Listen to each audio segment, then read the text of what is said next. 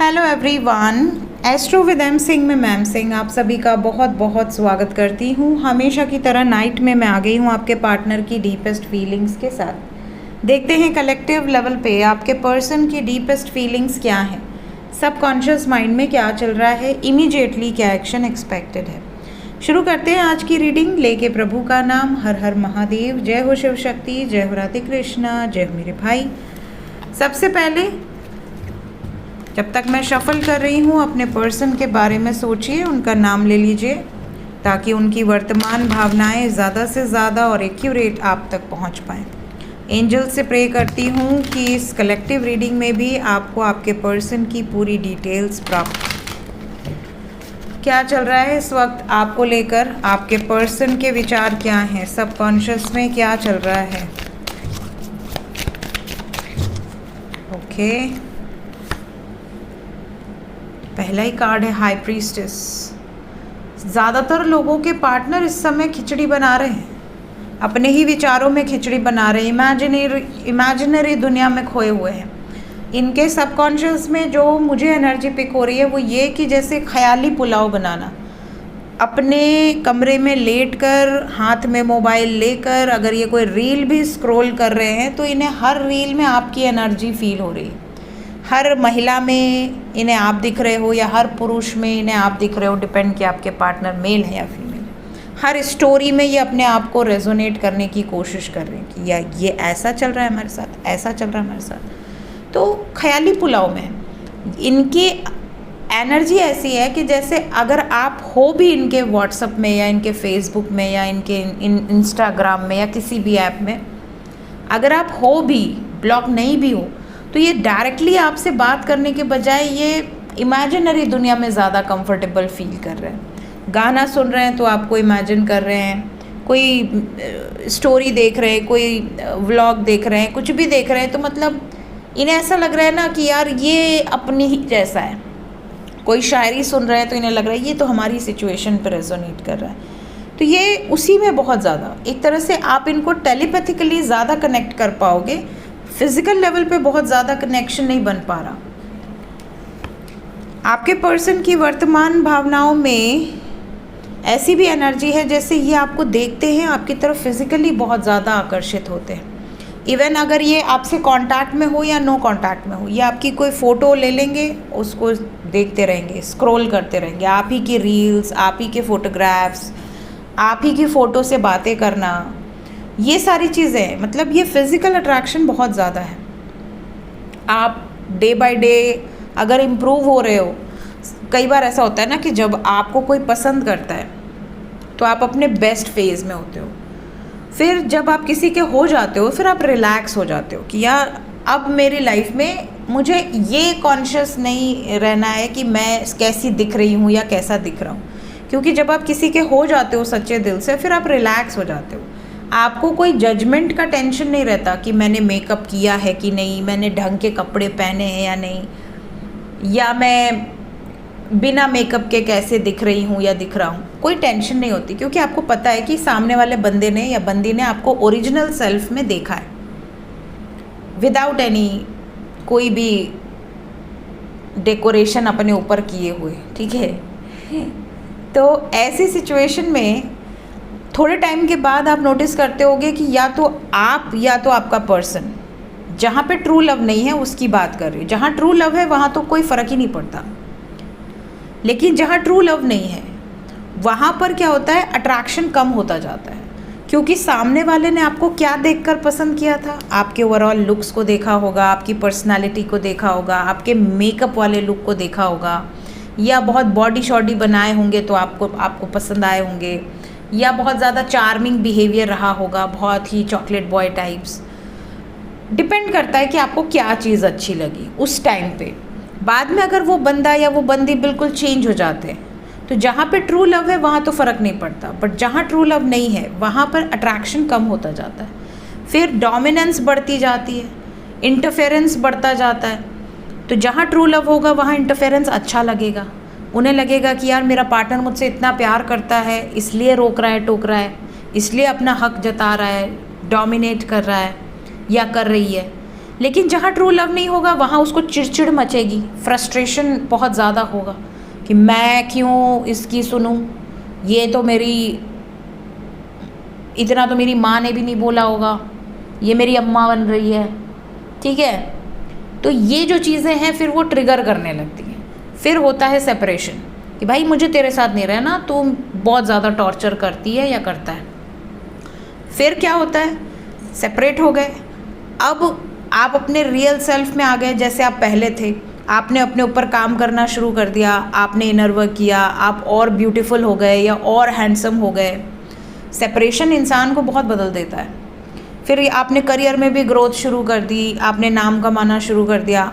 अब जब वो आपको देख रहे हैं या देख रही है तो वो और ज़्यादा अट्रैक्ट हो रहे हैं, और ज़्यादा आकर्षित हो रहे हैं आपकी तरफ। इन्हें ऐसा लग रहा है यार ये मैंने क्या कर दिया, ये मैंने किसे खो दिया, उस व्यक्ति को जिस पर मुझे अंधा विश्वास था या उसने मुझ पर अंधा विश्वास किया था, मैंने उसके विश्वास को तोड़ दिया।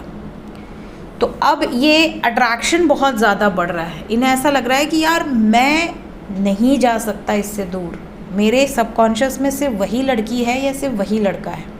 तो अगर ये सपोज़ मूव ऑन भी कर गए, किसी और के साथ रिलेशन में आ गए, उसके बाद भी वापस आने की एनर्जी है।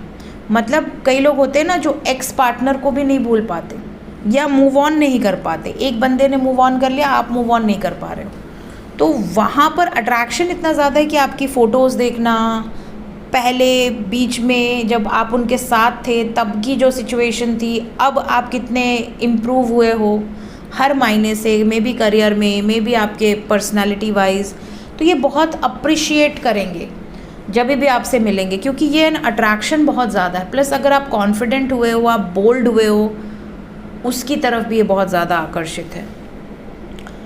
डीपेस्ट फीलिंग्स में नेक्स्ट जो एनर्जी है, कुछ लोगों के पार्टनर को ये भी फील होता है कि यार या तो ये बहुत बंधन में रही हैं या रहे हैं, बहुत रेस्ट्रिक्शंस रहे हैं, या तो आप बहुत बंधन में रहे थे। जैसे इन्होंने कभी बोल दिया कि मुझसे मिलने आओ, आपने कह दिया भाई हमारे यहाँ अलाउड नहीं है, मैं तो कहीं जाता नहीं या कहीं जाती नहीं।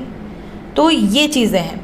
तो कहीं ना कहीं आपके पार्टनर की फीलिंग्स में ये भी है कि अगर ये किसी बंधन में ट्रैप्ड हैं तो ये निकलें कैसे, कैसे ये आपकी तरफ एक्शन लें, क्योंकि याद बहुत ज़्यादा आ रही है। और अगर आप किसी बंधन में ट्रैप्ड हो, आप नहीं आ सकते, तो भी इनको टेंशन है कि यार हम मिलेंगे कैसे। तो मिलने की यहाँ बहुत चाहत है। आपके पर्सन कहीं ना कहीं बहुत ज़्यादा हर्ट भी हैं। डीपेस्ट फीलिंग्स में 10 ऑफ स्वॉर्ड्स की एनर्जी है, कई बार बहुत हारा हुआ फील कर रहे हैं। स्पेशली अगर आप दोनों के बीच में सेपरेशन है किसी भी अदर सिचुएशन के कारण, तो इन्हें ऐसा लग रहा है कि यार हमारा रिश्ता बचेगा कि ख़त्म हो जाएगा। अगर ख़त्म हो जाएगा इनके मन में आ रहा है तो इनको डर लग रहा है। इन्हें ऐसा लग रहा है कि यार मेरे रिश्ते में कमी नहीं आनी चाहिए, मैं तो उसके बिना जी नहीं सकता या जी नहीं सकती। वापस आना चाहते हैं, क्विकली कोई ऐसे स्टेप्स ले सकते हैं जिससे कि जो भी गलतियाँ की थी उसे आप माफ़ कर दो, वापस आने का कोई मौका मिल जाए आपके पर्सन को। And they are manifesting union, ये मैनिफेस्ट कर रहे हैं यूनियन को कि जल्द से जल्द आपसे बातचीत हो जाए, या आपको एटलीस्ट बता दे कि ये रूड होते हैं कई बार, लेकिन इनका मायने वो नहीं रहता। ये इमोशनल है बहुत ज़्यादा आपको लेकर और आपसे बहुत ज़्यादा प्रेम करते हैं। सो ये इनकी वर्तमान भावनाएं हैं इस वक्त आपको लेकर। देखते हैं एक्शन क्या एक्सपेक्टेड है। सबसे पहले जितने लोग नो कांटेक्ट में हैं, क्या एक्शन एक्सपेक्टेड है for those who are in no contact situation. No contact वालों की तरफ क्या कॉल्स मैसेजेस एक्सपेक्टेड हैं। अभी इमोशनली थोड़ा डिस्टेंट रहेंगे, प्यार बहुत करते हैं, याद बहुत कर रहे हैं, बट अभी अकेला रहने की एनर्जी है और आपको याद करने की एनर्जी है। मतलब अगर ये दूर भी हैं तो इस टाइम पे ये आपको याद बहुत ज़्यादा करेंगे। नंबर 7, 3 नंबर आया है, 7 नंबर भी दे दें हमें या 9 नंबर दे दें, 9 आ गया। 369 angel number.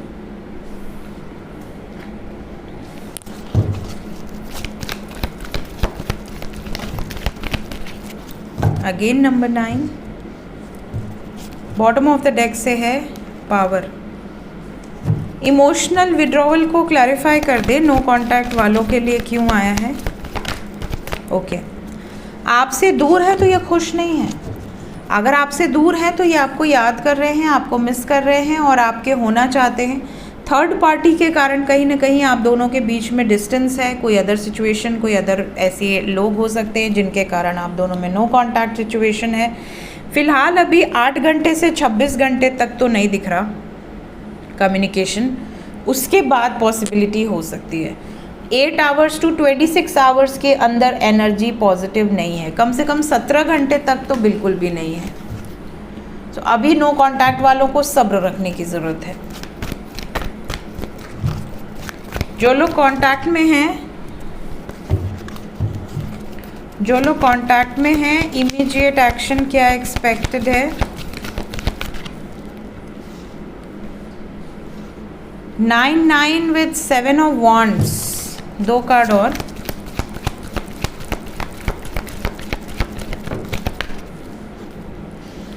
Hope, 1 more, devil with judgement. देखिए, अगर आपके पार्टनर किसी से डरते हैं या किसी सिचुएशन में ट्रैप्ड हैं या किसी मजबूरी के कारण आपके लिए स्टैंड नहीं ले पा रहे हैं, तो ये स्टैंड लेंगे। होप रखिए, आपके पर्सन आपके लिए स्टैंड लेंगे, इस कनेक्शन के लिए स्टैंड लेंगे। कार्मिक लोगों से, कार्मिक साइकिल से दूरी बनेगी। 9 की एनर्जी है, that is ending of a cycle.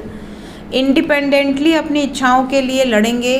Devil energy है, थोड़ा पॉजिटिव हो सकते हैं, थोड़ा प्रोटेक्टिव हो सकते हैं, कोई निर्णय ले सकते हैं जो कि अनकन्वेंशनल हो, आउट ऑफ द बॉक्स जाके कुछ निर्णय लिया जाए। सो होप रखिए। जितने भी लोग कांटेक्ट में हैं, कोई वार्निंग नहीं है, पेशेंस रखिए, सब्र रखिए, चीज़ें सब अपने आप आपके फेवर में आएंगी। देखते हैं एंजल्स क्या बताना चाहते हैं इस वक्त। एंजल्स की तरफ से गाइडेड मैसेज क्या है मेरे व्यूवर्स के लिए? पहला मैसेज है, बहुत सारे ऐसे व्यूवर्स हैं जो बहुत अच्छी क्वालिटीज़ कैरी करते हैं। जैसे आप दूसरों को दुखी देखकर आपके मन में ये भावना आती है, पहले तो आंसू आ जाते हैं और फिर आपके मन में ये भावना आती है कि काश भगवान मुझे इतना सक्षम बनाए कि मैं इन लोगों की मदद कर सकूं या ऐसे लोगों की मदद कर सकूं। ठीक है, कई बार हमारे सामने कुछ रील्स आती हैं, कुछ वीडियोस आते हैं जिन्हें देख के हमें लगता है कि संसार में कितनी पीड़ा है, कितना कष्ट है। हम अपने लिए सोचते हैं कि यार हमारे पास ये नहीं है, वो नहीं है, लेकिन जब हम दूसरों को देखते हैं तो लगता है भगवान हमारे पास सब कुछ है, हम बहुत भाग्यशाली हैं, हम स्वस्थ हैं, हमारा परिवार स्वस्थ है, हमारा परिवार साथ है, इससे अच्छा क्या है।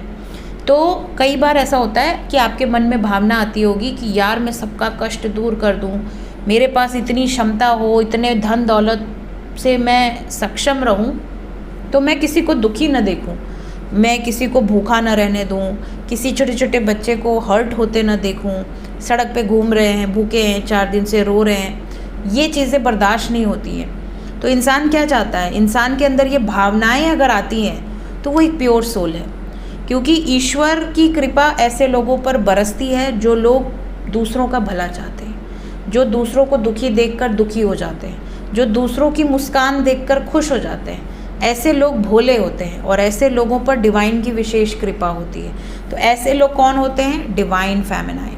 आप में से काफ़ी लोग ऐसे होंगे जो डिवाइन मैस्कुलाइन होंगे या डिवाइन फेमिनाइन। लोगों को लगता है कि सिर्फ ट्विन फ्लेम जर्नी में ही DMDF होते हैं, ऐसा नहीं है।